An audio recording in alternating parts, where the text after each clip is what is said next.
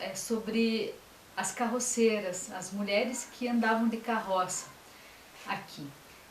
Enquanto os homens estavam na lavoura, produzindo, capinando, plantando, colhendo, as mulheres ficavam responsáveis por levar esse excedente de consumo, né? O excedente da plantação, milho, produtos hortifrutigranjeiros, né? Para o centro da cidade e para outros bairros mais distantes de Santa Felicidade para vender. E as mulheres iam de carroça. E eram as mulheres que levavam, né? Elas que eram responsáveis por esse comércio.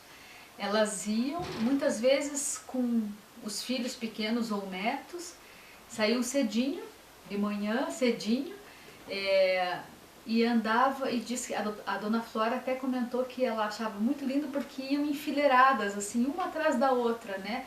Muitas carroças enfileiradas, porque elas iam em conjunto, porque se acontecesse alguma coisa com a carroça, com alguma mulher, as outras poderiam socorrer. Então elas ficaram conhecidas por muito tempo como as pessoas que abasteciam o centro da cidade com os produtos. Então elas levavam algumas, né, iam para o centro mesmo, ali perto da Praça Tiradentes, deixavam a carroça ali no Largo da Ordem, onde tem o bebedouro, e ali vendiam seus produtos. Outras iam para o Água Verde, outras iam para a região do Rebouças, outras iam para o seminário, onde hoje é o Colégio Marista, né? E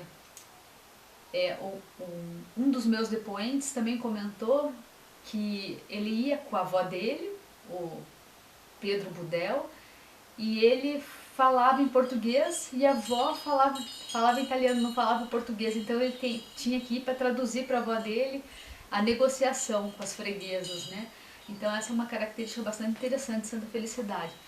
E nos anos 80 ainda tinha uma última, que era a Dona Hermínia Perucci, que as pessoas retratam como a carroceira derradeira de Santa Felicidade. Que ficou ainda por muito tempo ela com o seu cavalo indo para o centro da cidade, no meio de todo o trânsito, né? Já muitos anos depois, né? Porque era na década de 50, 60, né? Que se tinha esse comércio, né? Que a dona Flora, ela relata, né, dela observando esse comércio das carroceiras na década de 60, mas ainda em 80 ainda tinha uma última carroceira que ia para o centro da cidade e que todo mundo conhecia. Diz que às vezes ela ia até dormindo, que o cavalo já conhecia o caminho, ela dormia no trajeto e o cavalo levava ela até o lugar onde tinha suas freguesas. Algumas com freguesas cativas. E na volta, muitas delas traziam roupa para lavar. Então elas levavam produtos para vender e traziam roupas, que elas falam que eram das mulheres ricas do centro da cidade, para lavar. E diz que tinha que ferver, algumas lavavam roupas no rio, em riachos, né? Se encontravam um dos descendentes dos Pianaro, Antônio Pianaro, ele contou que lembra da sua mãe e das suas tias lavando roupa em riachos perto da sua casa, no Butiatuvinha, lavando as roupas das freguesas. Essa era uma... Então, assim, eles trabalharam muito, né? Foi uma vida de muito trabalho. E eles gostam de contar também bastante sobre isso, sobre essa vida de bastante sofrida, de bastante trabalho, de muita luta, né, para eles terem o que eles têm hoje. E como eu comentei, os filhos e os netos morando sempre na região aqui de Santa Felicidade, morando próximos, às vezes no mesmo terreno, e comentando sobre o Butiatuvinha também, algo interessante é que existem aqui em Santa Felicidade dois times de futebol bem famosos e bem tradicionais, o Trieste e o Iguaçu. E por conta desses times de futebol, os bairros de Butiatuvinha e Santa Felicidade tinham uma certa rivalidade. Então, os de Santa Felicidade achavam os que moravam no Buchatuvinha, que eles eram mais atrasados, porque não moravam no centrinho da colônia, né? E os do Buchatuvinha achavam os de Santa Felicidade muito metidos, porque eram os do centro da colônia. E diz que quando tinha o jogo do Trieste e Iguaçu, daí essa rivalidade se estendia, né? Um chamava o outro de batateiro ou polenteiro e tinham brigas, não podia se namorar uma garota, um rapaz que era do Buchatuvinha namorar uma garota de Santa Felicidade e vice-versa, né? Então tinha essa rivalidade dos bairros também, bastante interessante. Mas apesar de ter essa rivalidade dos bairros, uma coisa que eu observei quando vim morar para cá e alguns depoentes, alguns entrevistados também relataram, é que eles se identificam como sendo de Santa. Então, assim, se eles vão para o centro da cidade e perguntam onde você mora, né? Eles falam, eu moro em Santa, né? Lá em Santa. A região é conhecida como a região de Santa Felicidade mesmo os moradores do São Brás. Né? Onde você mora? Quando eles estão fora da região de Santa Felicidade, eles se identificam como sendo de Santa. Aqui na região de Santa Felicidade é cada um de seu bairro, mas fora daqui todos é como se todos fossem um só, né? Os descendentes de italianos de Santa Felicidade. Eu falei sobre as carroceiras, né? Essa atividade bastante importante, e outras pessoas me relataram também sobre essa atividade das mulheres. Mas tinha essa atividade importante, onde elas eram destaques, mas aqui sempre foi uma cultura patriarcal. Algo interessante é que na hora da divisão dos terrenos, às vezes as mulheres ficavam sem nada. Elas iam morar com o marido era responsável por doar o terreno, doar a casa, e muitas ficaram sem direito à herança. E outra coisa interessante também é que quem ficava com a casa dos pais era o filho mais novo. E esse entendimento é porque o filho mais novo seria o responsável por cuidar dos pais.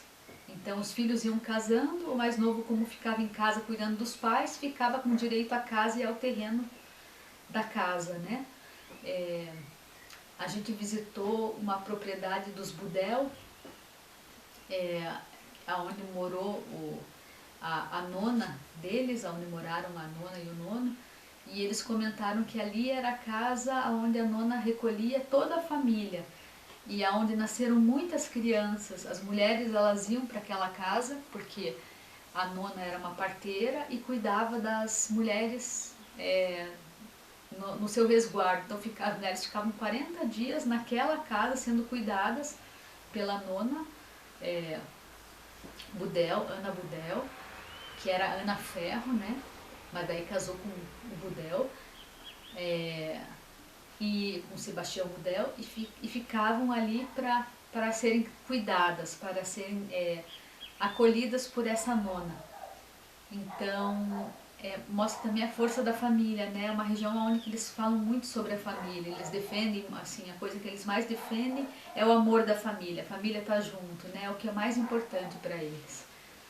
E eles se dizem muito felizes aqui, que não trocariam aqui por lugar nenhum. Então, Santa Felicidade ainda continua com esse aspecto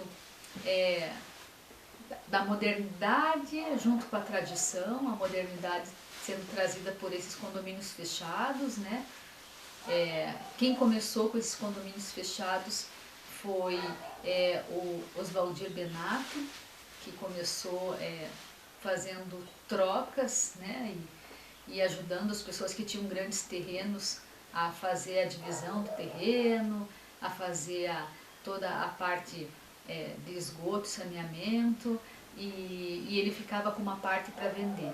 E ele enriqueceu, conhecido aqui no bairro como uma pessoa que teve um sucesso bastante grande, empresarial, enriqueceu, tendo vários condomínios da Casteval. Ele é o dono da Casteval, condomínios de luxo, bons condomínios. Algumas pessoas falam que não gostam dos condomínios porque daí tirou o aspecto familiar. Outras pessoas falam que gostam muito dos condomínios porque valorizou o bairro. O bairro ficou valorizado, ficou bonito, ficou bem frequentado, segundo os moradores, e daí tem essa mistura, né, das pessoas que vieram para cá morar por causa dos condomínios fechados e os moradores antigos que moram há bastante tempo, que são conservadores e possuem hábitos simples, que são pessoas arraigadas às suas tradições, que gostam de tomar um vinho, que gostam de comer sagu, que gostam de comer um salame, de comer a sua polenta, que gostam ainda de produtos feitos de palha e de vime, que é outra característica da região, né? O artesanato de vime e de palha, e que gostam de viver entre esses italianos, que amam o bairro e amam a sua família.